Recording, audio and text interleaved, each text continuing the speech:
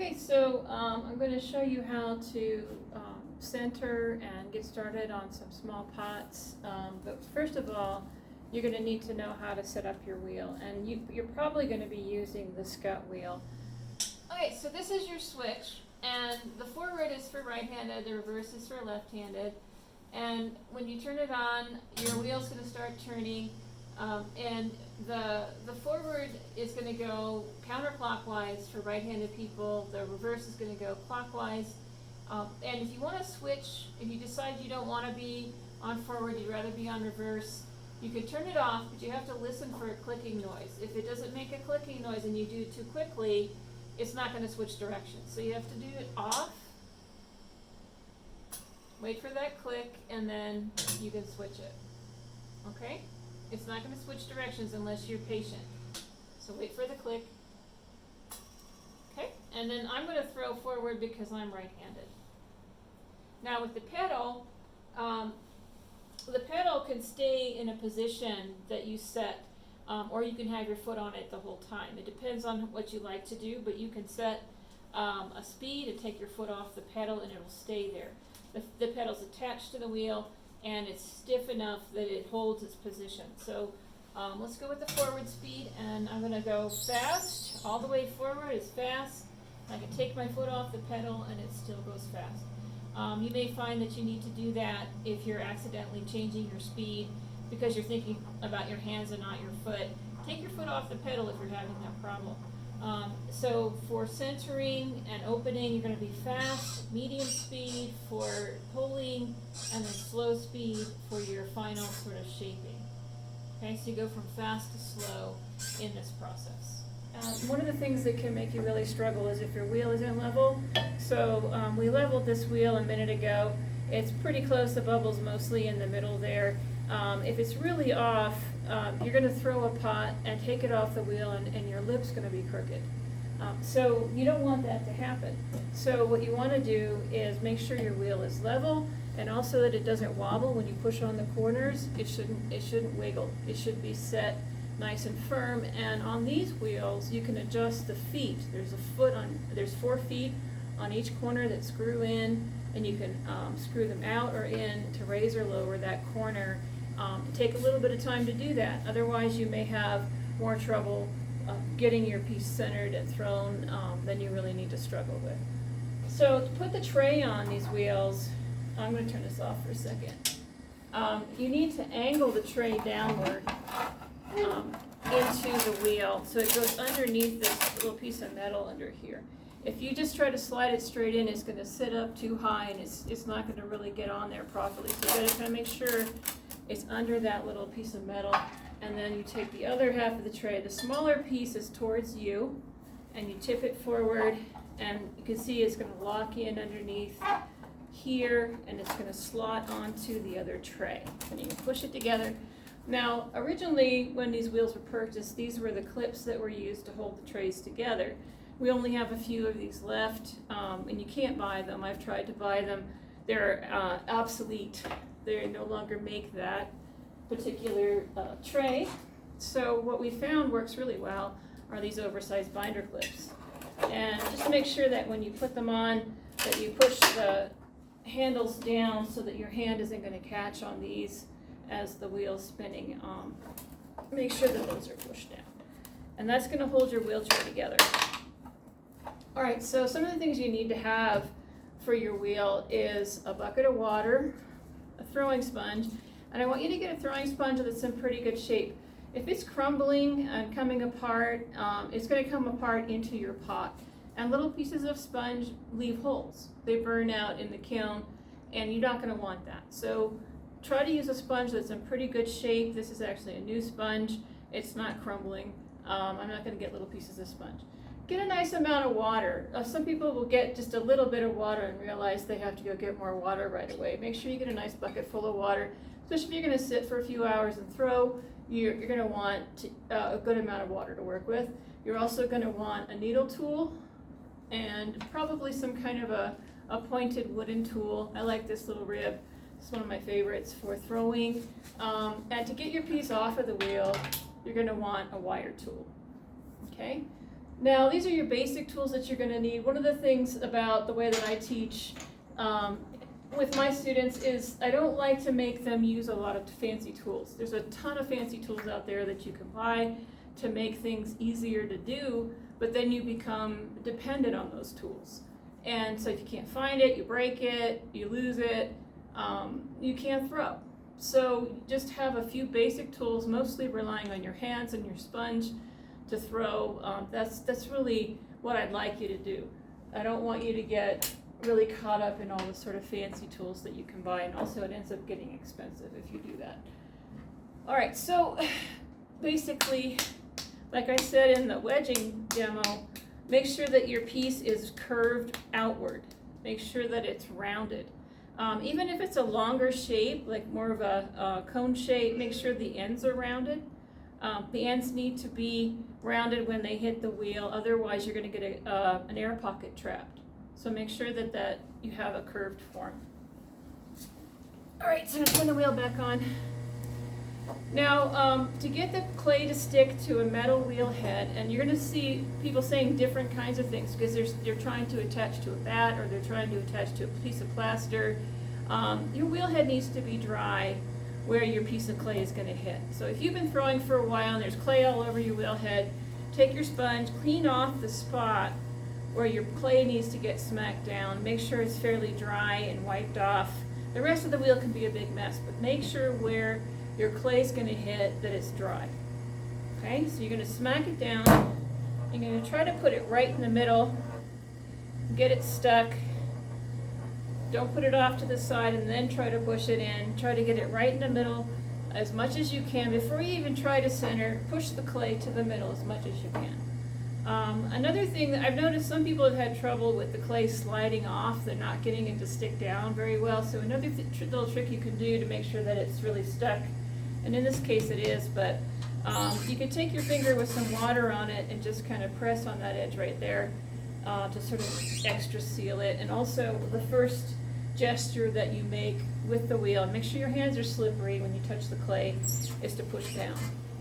Just push down, make sure that clay is stuck on there before you really try to do anything else. Okay, so when you're centering, what you want to do is you want to make sure that you're really close to the wheel. I like to pull my chair all the way up to the wheel, to the tray.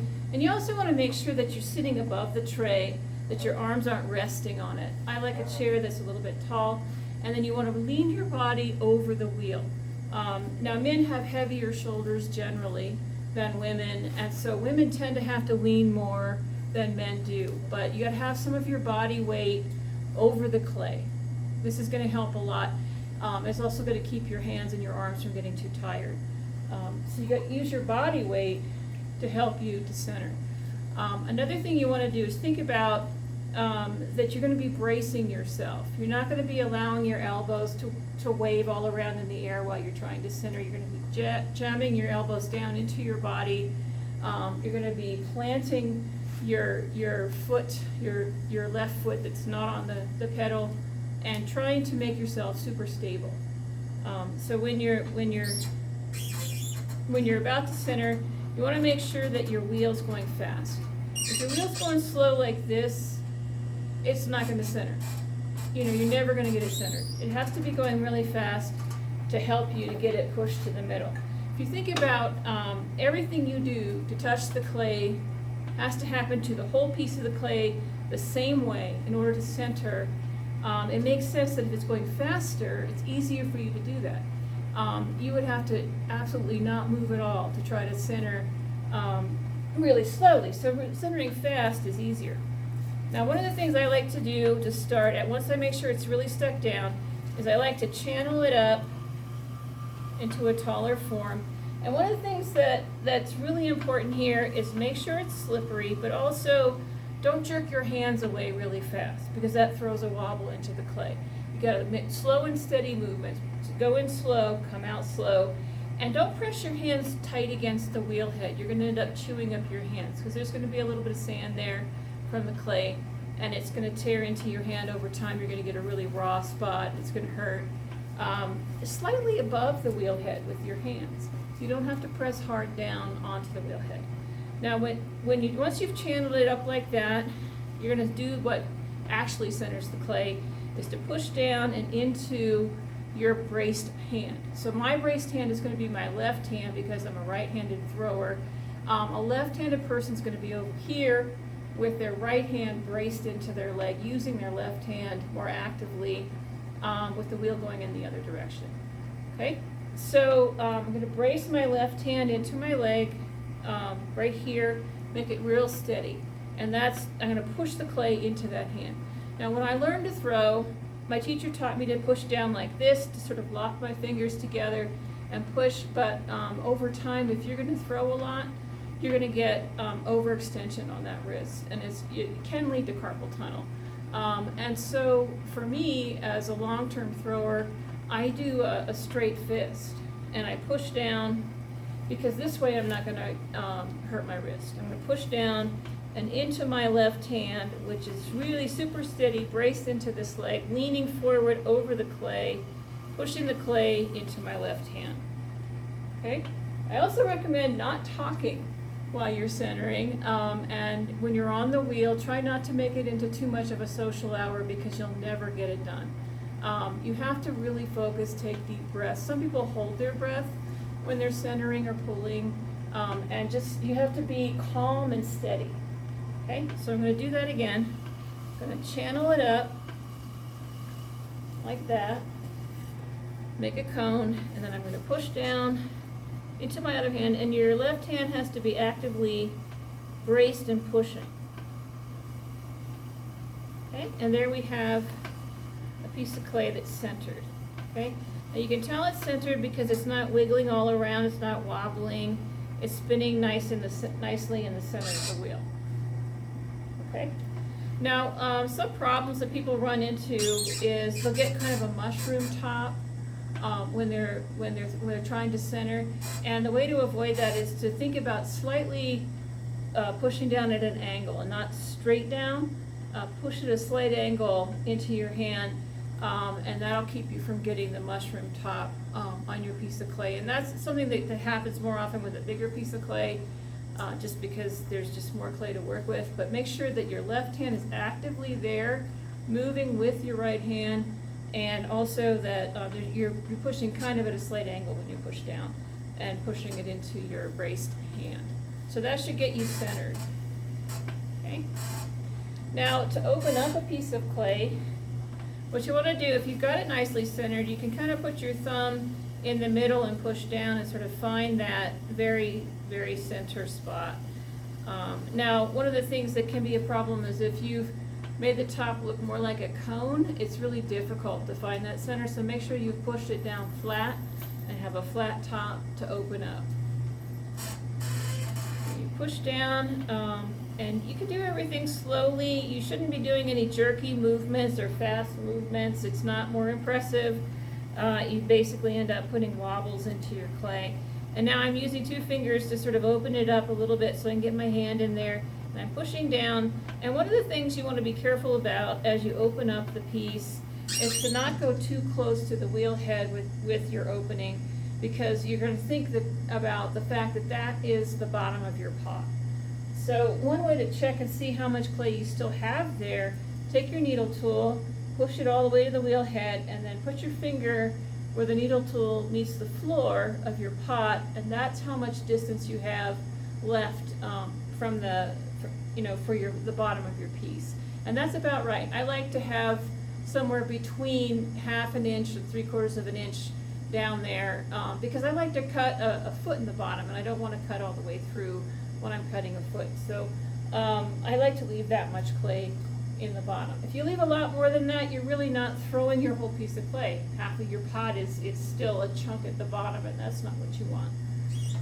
All right, so when you're going to do a pull on a piece of clay, and with the smaller size like this, it's not as important how tall you center it, because it's not very much clay. But when you get to a bigger piece of clay, you're going to center lower for plates, taller for vases.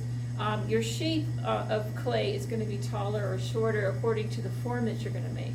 But in this case, we're just going to make a little bowl, and we could have it this size for either a bowl or a cup, and it's not really going to matter. Alright, so when you do a pull, what I like to do is I like to find the floor, where the floor meets the wall, and kind of dig in just slightly with my finger, make a little divot there on the inside. And again, you're going to be using your hands together. Think of your hands as being connected, as working together from either side of the pot. If you push too much from the outside or too much from the inside, you're going to change the shape. So what you want is to go straight up. So you're going to use the same amount of pressure from the inside and the outside, and think of your hands as being connected. Now you may have noticed I keep getting a little bit more water. Some people like to use a spray bottle, some people like to work with a sponge. I've never been in the habit of working with a sponge, but you can use a sponge as a tool to help you pull the clay. And you could try that if you want to, but personally I find that I like the sensitivity of being able to feel it with my hand. Later in the process I might use a sponge. But in the meantime, I'm going to use my hands, and I'm going to dig slightly into the side of the wall of the pot from the floor and press, and mostly in the beginning the pull is a squeeze. So I'm pressing against my outside hand, pressing it, squeezing it a little bit, and I'm feeling a little dry, so I'm just going to stop and I put some more water on there. So I'm going to squeeze the clay. And as I feel that bottom piece kind of moving upward, I'm going to slowly move my hands up, still squeezing, gently squeezing and pulling upward. This is called a pull. I think it's mostly about squeezing, but we're pulling the clay upward. Okay? And most of your clay is going to sort of chunk up at the bottom, and so you keep going back to the bottom and pulling upward. And when you get to where you feel like the clay towards the top is thin enough, you can ease off on your pressure when you get to that part. You don't have to keep squeezing really hard the whole time on all the parts of the clay. You're going to have to squeeze. You can't just run your hands up and down the clay and expect it to move. You got to force it to move, get it to go up. And then a tool I like to use is this rib that kind of cleans things up a little bit as we go. Kind of evens things up. See how that neatens it up a little bit as we go. That's one of my favorite throwing tools right there. You'll get to where you have certain ones that you really like. Okay, and then you just try to make sure that your sides are as even as possible, pulling it up, and you get to a point where you feel like you've pulled it thin enough, then you want to shape it. So when you're making a bowl, one of the mistakes people make is they think they have to throw the bowl shape, but that actually hardly ever works. What you need to do is throw a cylinder for the most part for most things. You throw a cylinder and then you make your shape at the end. You see I'm sort of at a medium speed too. I want to mention that when you're pulling, you're not super fast, but you're not super slow either, because like I said, if you're going super slow, you know, you have to move your hands super slow too. And otherwise you're going to be treating the pot differently all the way around. One of the things that can happen too is you can get a puddle of water in the middle, and one of the things to avoid is that, because if you get a bunch of water in the bottom, I periodically take it out with my sponge. It changes the wetness of the bottom of your piece so that it's not the same as the sides. The bottom gets wetter, it soaks up more water, and then it ends up cracking later because it's going to shrink more. It's going to shrink more than the sides of your pot because it got soaked up too much water. So make sure you don't leave a puddle in there while you're throwing. That can be a real problem. I think I'm almost done thinning out the sides. Let's see, do one more little pull.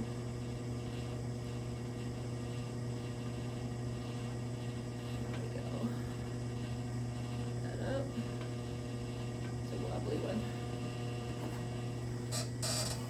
Get that up there. Clean it up a little bit. Now, what I like to do before I pull something out into a shape or finish up a shape, I like to get that top nice and flat, because you get these wobbles at the top from pulling. Sometimes more dramatic, sometimes less dramatic, but you're going to get a little wobble like that. So you take the needle tool in and you peel it out so that you got a nice level top. And what I did is I took the tool in slowly took my other hand and sort of held it there until it came off, and then I was able to pick it up with the tool and my fingers and get it out of there. So now we have a nice level top. And I do this pretty much every time, just take a little bit off to make it nice and neat. And then I'm going to kind of round off that edge. One of the things that can be important too with a bowl is to sort of what we call recompress the lip. And you got to hold it and push down. And that way when you stretch the clay out, you have less chance of getting a crack there from the lip.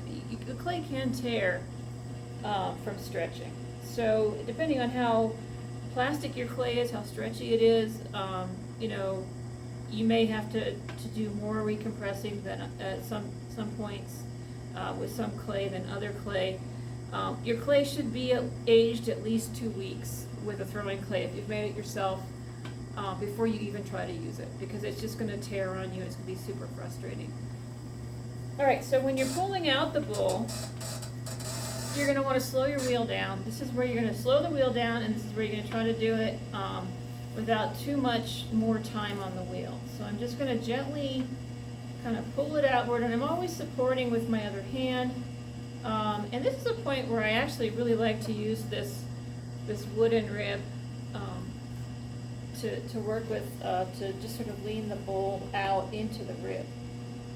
And it gives you a nice clean shape on the outside. Just lean it out. And you do it slowly, otherwise you're going to get tears in the clay. And you can recompress that lip again. Use your sponge if you want to. Kind of round that lip, push it down. And also push down on the bottom of your pot before you take it off the wheel. Make sure that that's nicely compressed as well. That's where you notoriously will get cracks in a piece with the thrown pieces in the bottom. So pressing on it, keeping the water off of it, those are different ways to keep that from happening. And you know, with a piece this small, you're not going to have a whole lot of problems. But as you move into bigger forms, if you're in good habits, then you know you'll have fewer problems. So let's start with good habits now. Keeping the water from puddling, and compressing the bottom, compressing the lip, and then gently pulling it out until you have the shape that you want. And at this point, if you put the wheel really fast right now, you'd probably knock your piece down. It gets to where you're fighting with the centrifugal force of the spin on the wheel. You're kind of you know, you're working against that, and so if you go really fast, you're probably going to knock it down. All right, I feel like I got a little bit of thick clay at the bottom. I just want to pull that out a little bit more. Pull that bowl out into a nice bowl shape. And this particular bowl, it right now looks like a really good cereal bowl, but in fact, it's going to get quite a bit smaller. And you may find that you like the more of a 3-pound size in the end. One of the things that surprises people a lot in pottery is how much smaller the pieces get once they get off the wheel and through the kiln process, the fine process. There's a lot of shrinkage involved there. So this bowl is going to get quite a bit smaller. All right, so just to finish up, make sure your lip is nice and rounded. You don't want a skinny lip, because the skinny lip the glaze won't sit on top of it. It'll just break across it. So you want to get a nice sort of flat, rounded lip on the pot. Make sure it's, and you can use between your fingers if you want to. That's a good soft thing to use to round that edge. But if you get a kind of a sharp and pointed edge on here and not a nice flat, what happens is not only does the glaze not sit on it, but it chips easily. And you want something that's going to be somewhat durable. Give that bottom one more compression, nice and flat, and that's a finished bowl. Okay. Now, if you want to make a bunch of bowls the same size, you know, wedge up balls of clay that are the same size, the same weight, and then try to repeat what you did with, you know, and you know, it takes a lot of practice to make a set, but that's one of the challenges you can set for yourself, is to make them all the same. All right, and then the next step is just going to be to get it off the wheel, and you're going to need a wire tool to do that. So what you're going to do is pull it nice and tight with your fingers, and you're going to hold it down really tight against the wheel head, and you're going to let it slide underneath And you can even let the wheel turn a little bit to help the wire go through. And then what I like to do is I like to take some water, put some extra water on the wheel head and slide it under the pot, holding the wire down nice and tight. And eventually, after you do that a couple times, the pot's gonna slide like that, like it's doing now. So that's good. That means it's nice and loose and you can get it off the wheel. Turn the wheel off. And in this studio, we have pot lifters to pick it up with. When I was learning to throw, they made us pick it up like this. And a lot of times as a beginner, that's where I lost my pot. I could do it now, but this is what I want you to try to do it first. And we have 3 different sizes. We have small, these are the mediums, and then we also have larger ones where you can pick it up. And if you're making a pot that's too big for the large ones, then you should be using a bat anyway. And we'll be talking about how to throw on a bat at a later point. But you just pick it up and move it over to a board that you've set up for yourself. If one of them kind of sticks underneath, you could use the other one to sort of slide it off. Keep in mind that the bottom part of this pot is going to get trimmed later, so it doesn't matter if it's sitting on a crusty old board. You know, you're going to scrape that off when you're trimming anyway. Once you've trimmed it though, you should probably put it on a nice clean surface, maybe newspaper or something to keep it from picking up crumbs, especially if you're going to turn it over. But right now, we can use a crusty old board, set it down directly on that, and move on to our next pot. It's nice to have a board next to you once you start having some success on the wheel. That way you can just sit right here. And my next pot, I'm going to take my sponge, maybe my rib tool, clean off the middle of the wheel where I'm putting the piece of clay. And you don't have to clean anything else off, just that spot so that you have a spot that's fairly dry to put your next piece of clay on. So you bring the piece of clay over, smack it there, and start over again.